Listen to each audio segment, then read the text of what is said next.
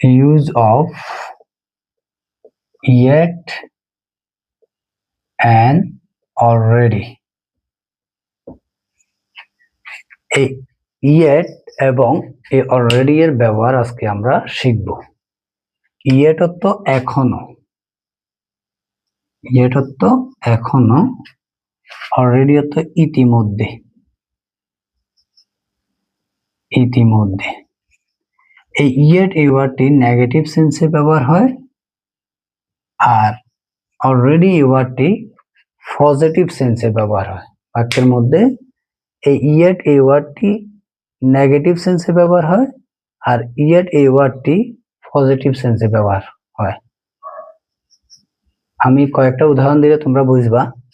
যেমন আমি এখনো ভাত খাইনি, আমি এখনো পড়তে বসিনি, আমি এখনো বাজারে যাইনি, আমি এখনো স্কুলে যাইনি, এই ধরনের বাক্যগুলা, এই সেন্সের বাক্যগুলাকে সবগুলাকে আমরা yet দিয়ে করব।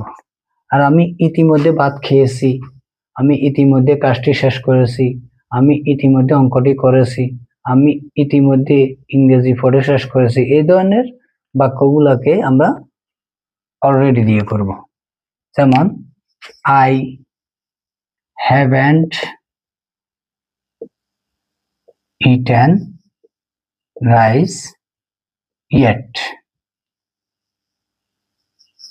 I have already eaten rice.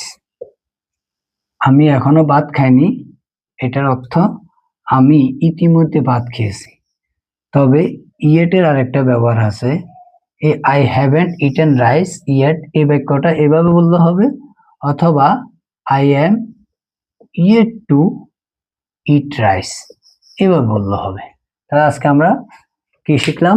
yet এবং already এর ব্যবহার, yet কখন ব্যবহার করতে হয় এবং already কখন ব্যবহার করতে হয়। তাহলে yet নেগেটিভ সেন্সে, বাক্যে নেগেটিভ সেন্সে yet ব্যবহার করব আর বাক্যে পজিটিভ সেন্সে already ব্যবহার করব।